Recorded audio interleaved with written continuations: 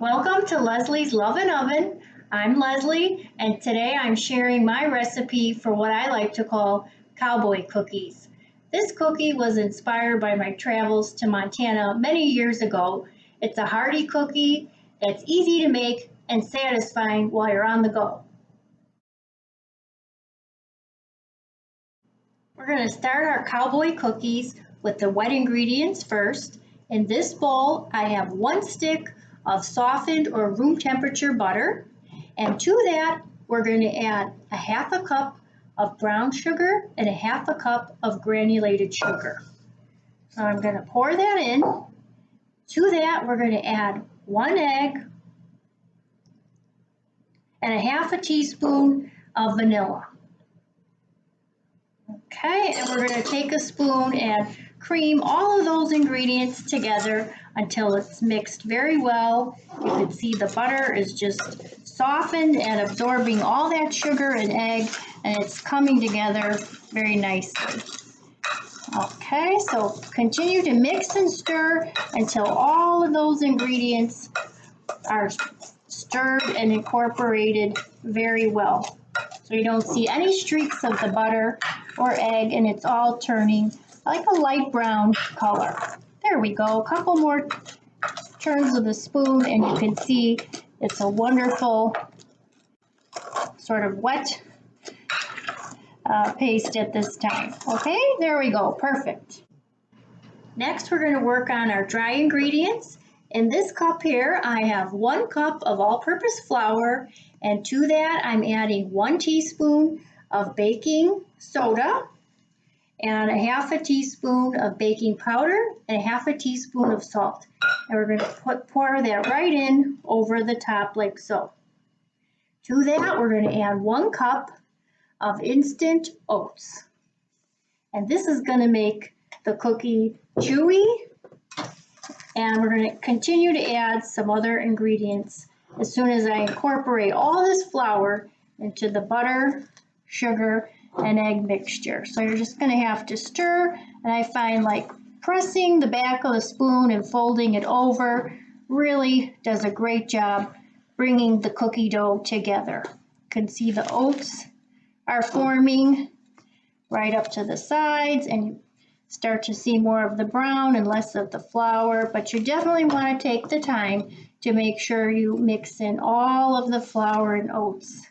Oh boy, that smells great. Okay, can you see how the oats have kind of mixed into the butter? Can't really see much of the flour, so then you know it's time to add the next set of ingredients.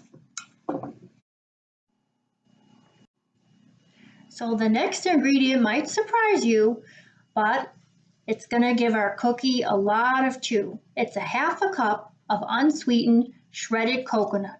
Dump it right in the bowl, and to that add 3/4 cup of semi-sweet chocolate chips and 3/4 cup of chopped walnuts.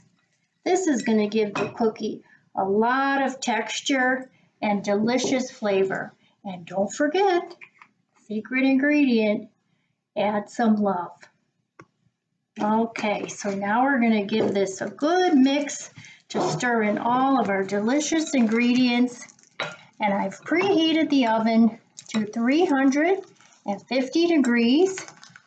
And these cookies make about 2 dozen.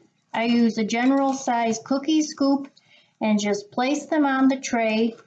And we're going to bake them for 10 minutes, which is not long at all.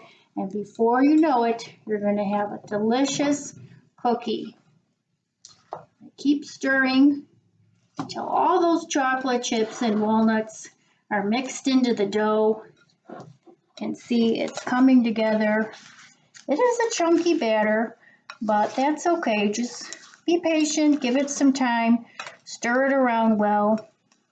There we go. I always try to get to the very bottom of the bowl to make sure there's nothing left behind, no extra flours or crumbs.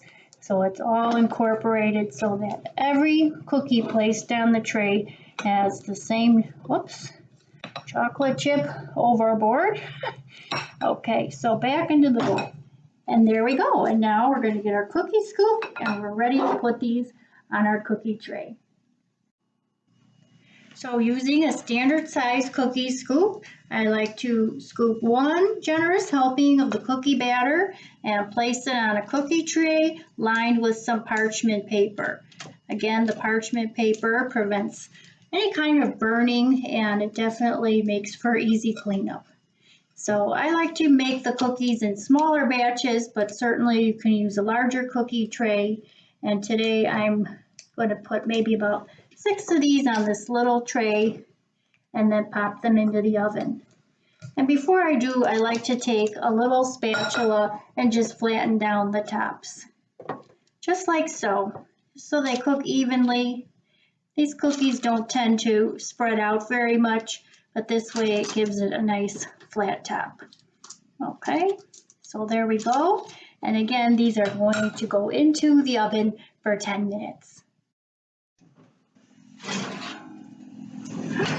Ooh.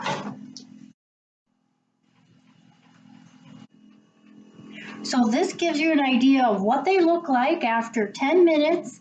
I'm so happy. I love how they look. They're just golden brown. You can see the coconut has been toasted a little bit on top. They form a nice shape. And I'm going to let these cool off right here on this plate for about 10 minutes or so. Much too hot to eat right now, even though they look delicious.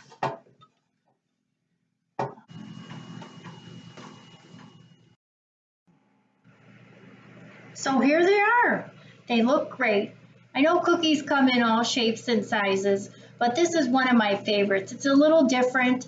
It's hearty. The coconut gives it a wonderful chew, and it definitely stands up to a day outside or sharing with friends. So if this doesn't put a giddy up in your step, I don't know what will. So until next time, happy trails.